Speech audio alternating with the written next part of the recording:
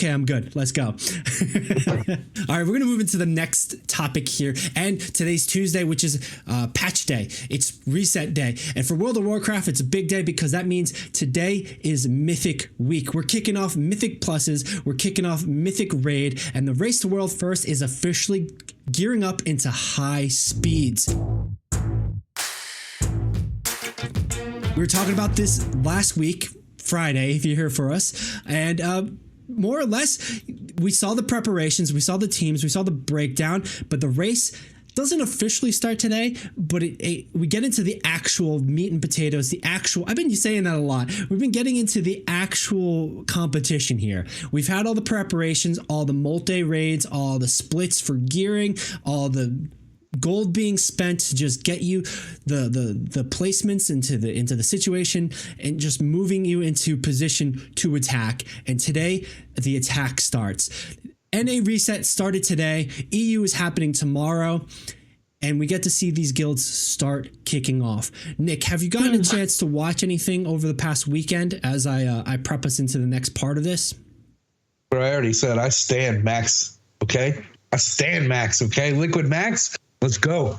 All right, Team well, Liquid's Liquid Max taking it this time. Yes, Liquid Max has been hard at work. Team Liquid is already on the leaderboard, pushing forward, pushing ahead. But with leaderboards, I want to talk about our DPS race so far. We saw some patch notes happen today. Pretty swiftly, pretty quickly, pretty briefly, but they're still showing some big representation here. Our DPS numbers as far as heroic goes, we're seeing enhancement shamans go from I think top 5 into the number 1 position, but they're not really that far ahead of arcane mages, only about 1,000 DPS difference. Arcane mages are number 2 spot, staying strong in there, really not shifting around. But the big thing is the warriors. They were at 150 DPS rating before this, and this, take this with a grain of salt, this was only in heroics, but now they've been bumped down to 127. So through all the data since the nerfs, they're doing about 27,000 damage, bringing them in the 3rd place. So a little bit of a nerf back.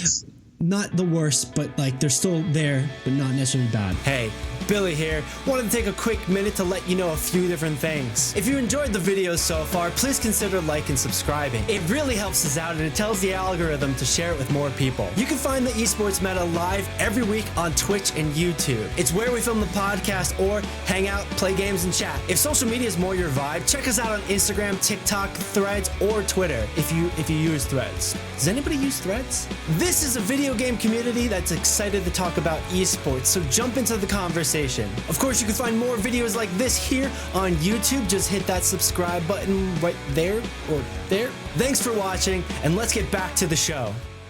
Probably not even that much, friend. Like, remember, like, once you get to like the mythic raid difficulty, right? Like, armor's higher.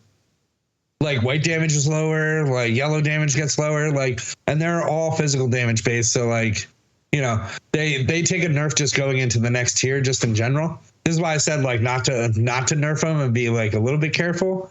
Yeah. But like, you know, that has a good portion of it. So probably overall, this isn't even like really that much of a numbers nerf.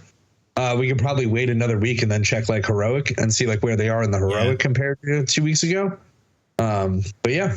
The scary part about all this was that, Fury Warrior specifically, scary part for me was that they were so good in single target and then so good in the cleave multi AoE target, right? The council fights and then just the multiple target. So if we take a look at the specific boss, first boss, single target, and then you have like a multi-target AoE portion. So like they're pretty represented here, but like again, same position, second place. Bumping up to 3rd place. So, you know, probably that AoE portion phase of the fight represented. Then we go into the Bloodbound Horror, which is also got a phase of AoE cleave. This one, it hits them a little harder, probably because of the travel distance. They have to move a lot more in this fight, move from the boss into the AoE phases of the ads. Go into the 3rd boss.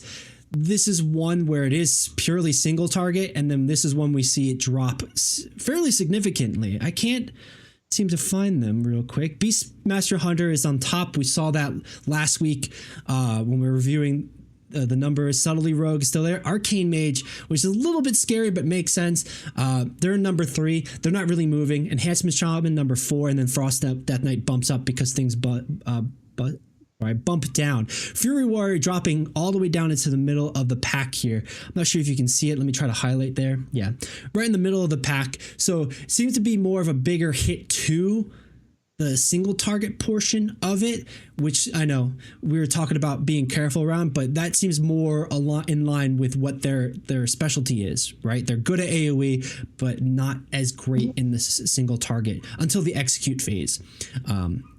But, you know, this is, again, heroic. We're taking a look at these heroic numbers to kind of give us an idea of what these guilds are going to be fielding, the rosters they're going to be putting in for these bosses as they move forward. Any other things that you kind of see here, Nick?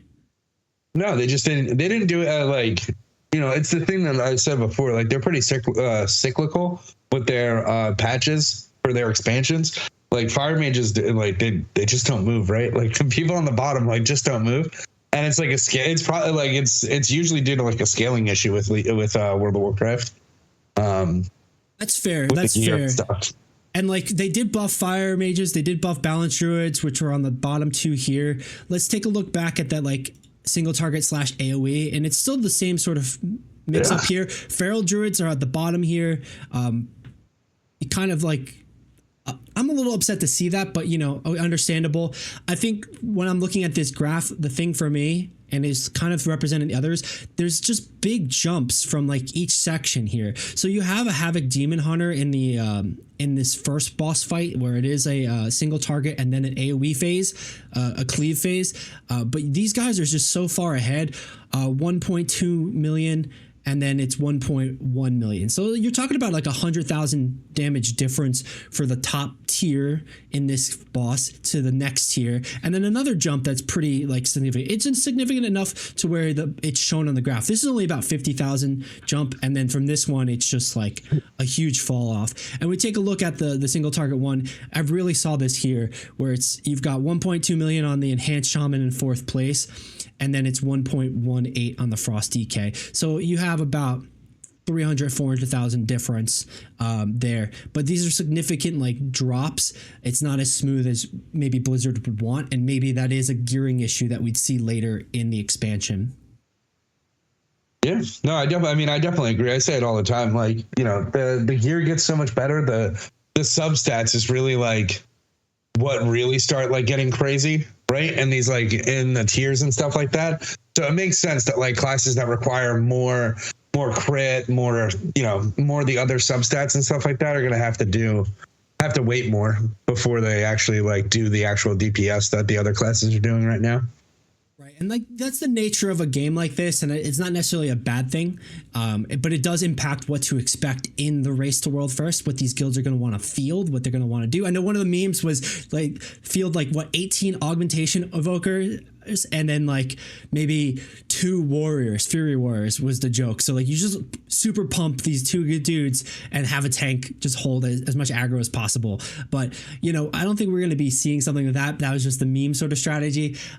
This one definitely represents a little bit more diversity here with the chart, and we'll see how that plays out through the Mythic as we start our Mythic.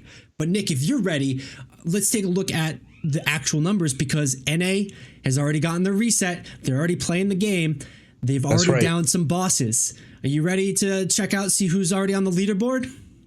Yeah, let's do it. All right, back into it. And Race the World First coverage. This is provided by Warcraft Logs, just to kind of keep us honest. We have 4 of 8 bosses already down.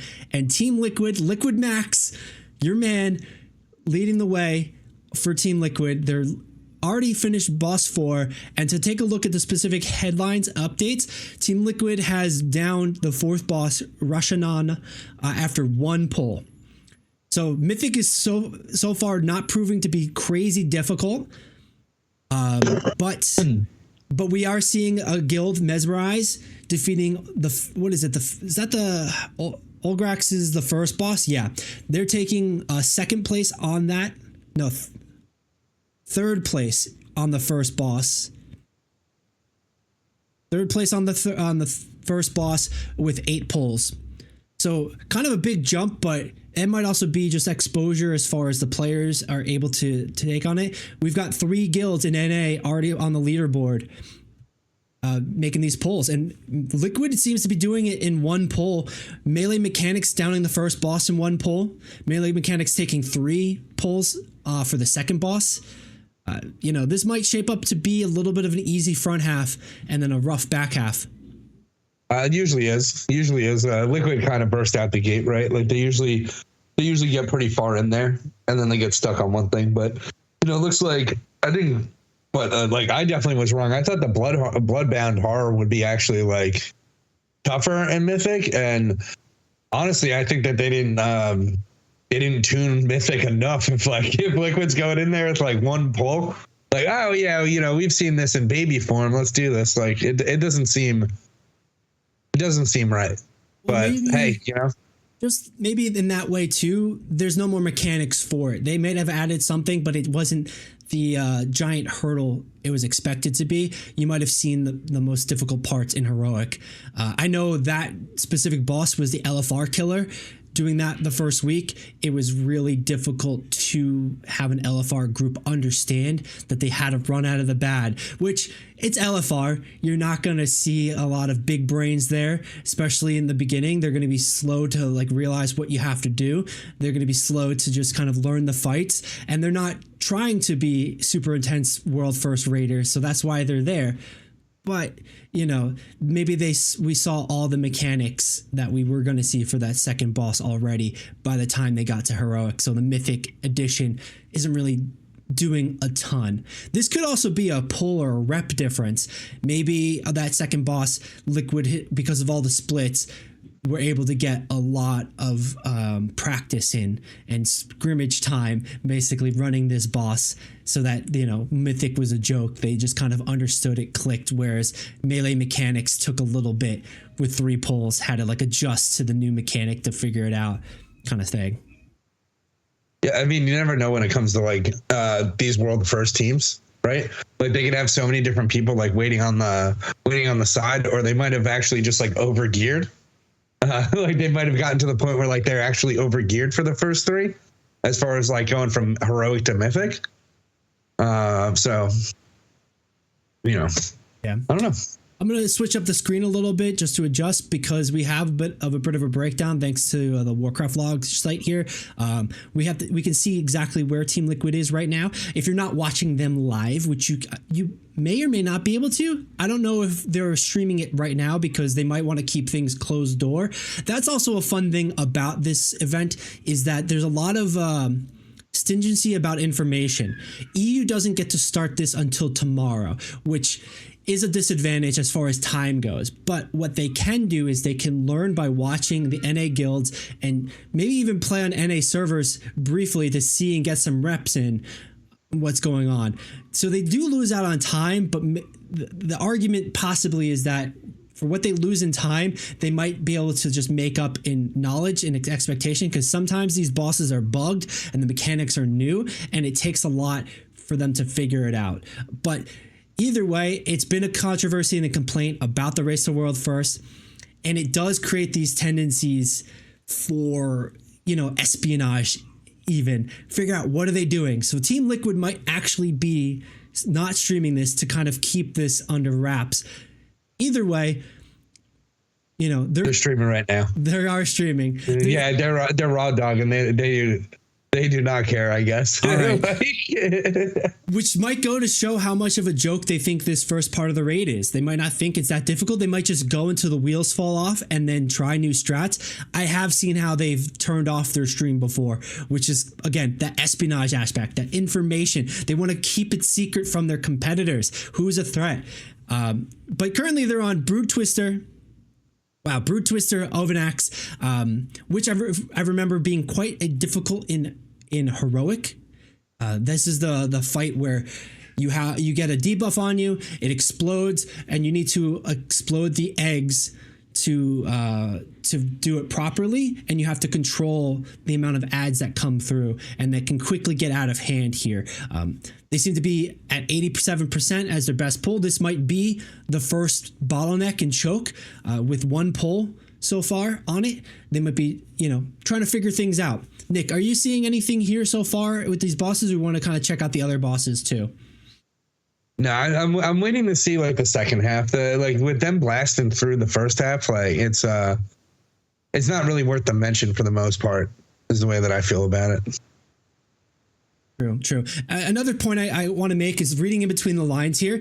This is the boss that you can choose to go to. You either go to Brood Twister Ovi or you go into Nexus Princess.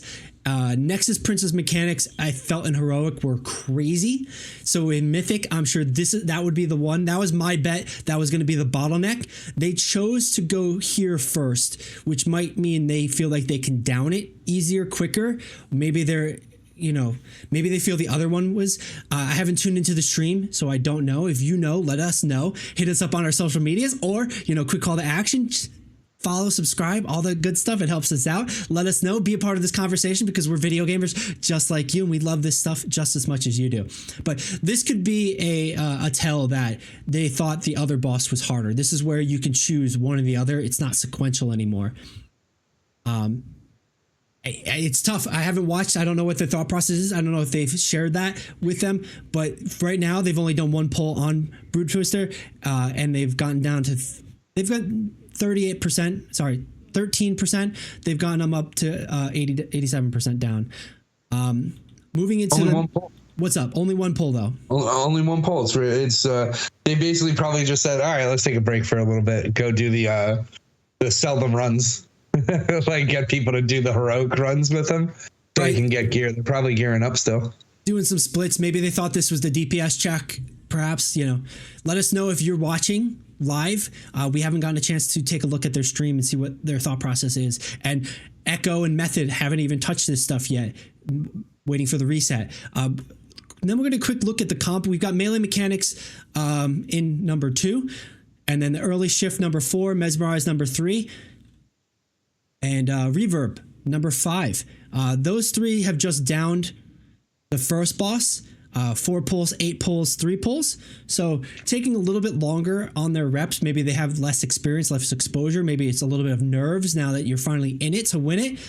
But good on them. They're on the leaderboard. They're making their way. Let's see if they can push through. We've had some underdog races, some dark horses come on through before. So it's exciting to see as we are updating you on this race to world first. Last thing I want to look about here real quick is the composition. We are seeing what Liquid have decided to run on this boss, this poll. We might be able to take a look at what they've been able to run on the other bosses, but we've got 2 Frost DKs, 2 Fury Warriors.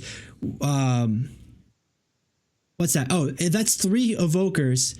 I think it's Augmentation Evokers. 2 Arcane Mages, 1 Subtlety Rogue, 1 Enhancement Shaman. That's not fire. That's got to be Dustro Lock. And then they got 5 healers. 2 Preservation Evokers, 1... Is that Priest? Yeah, 1 Priest, 1 Paladin, I think, and then 1 Shaman. And then we're running...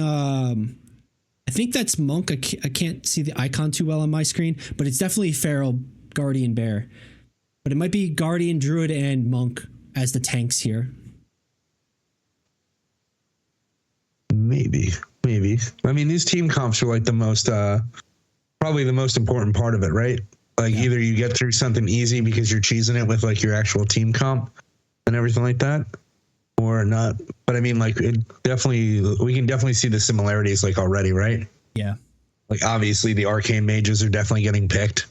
Look at the healer. The healers are essentially the same except for Max and Liquid are bringing 5 healers versus 4. Right. Like, I think this team comp represents the boss they're on as well. We might be able to look a little bit deeper in the other bosses. Let's scroll down actually to the 3 guilds that are running the first boss so we can see their comps. Fury Warrior has had big representation already. And we saw Arcane Mages. Here we are seeing the same sort of.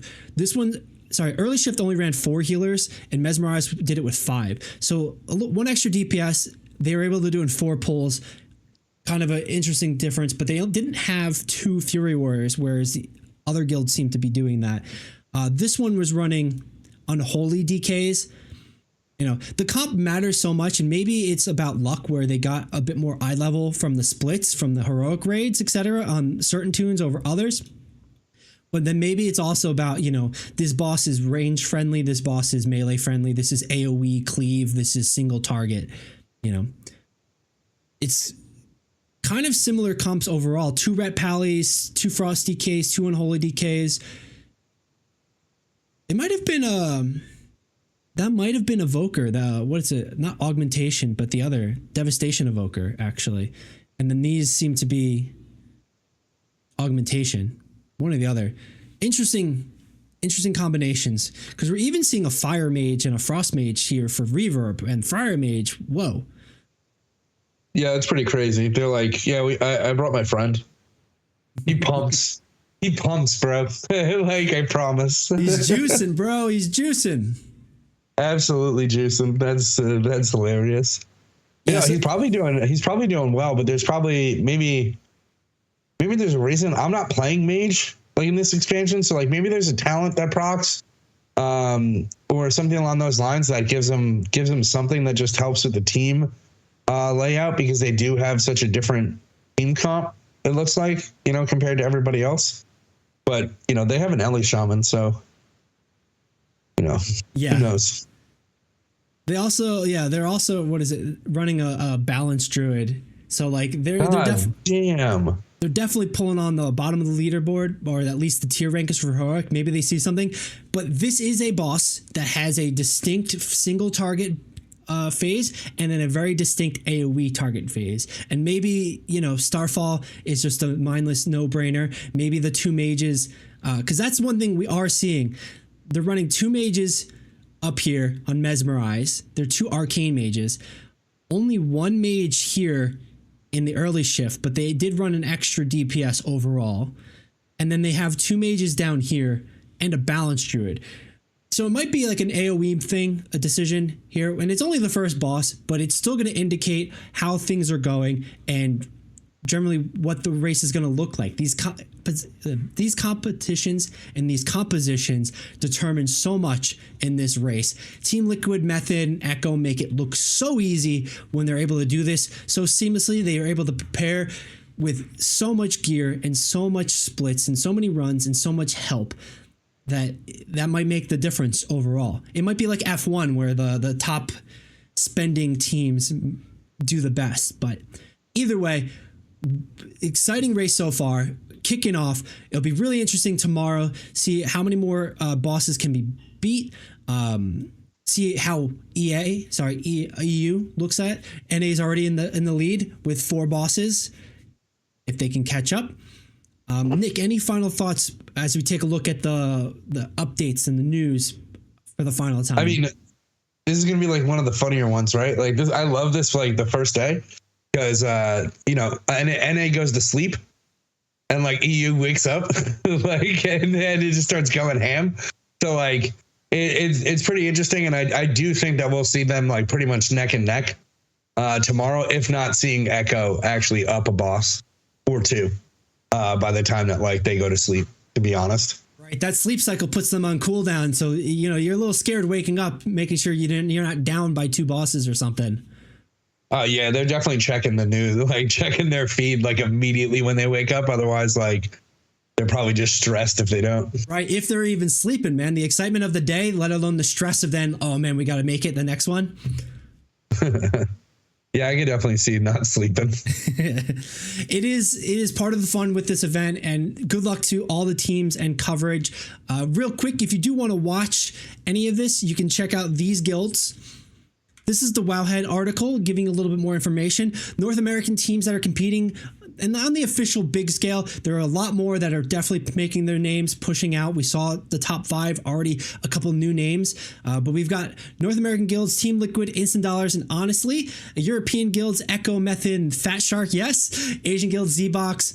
And I apologize, I cannot read that. I'm not going to try. So good luck to those guys. We have a lot of coverage here. We got Dungeon Dojo, Raider.io, and Warcraft Logs giving you live updates on their website. These teams will also be streaming on Twitch and YouTube, most likely. Check out their official streams. We'll keep you updated through our social media as well as these podcasts. So tune in next Tuesday. We stream live every Tuesday at 7 p.m. Eastern Standard Time, bring you all the greatest news and latest news of esports and competitive video games. And we want to talk to you guys. So if social media is more your vibe, hit us up at the Esports Meta on all your favorite platforms. Wherever you are, we are as well.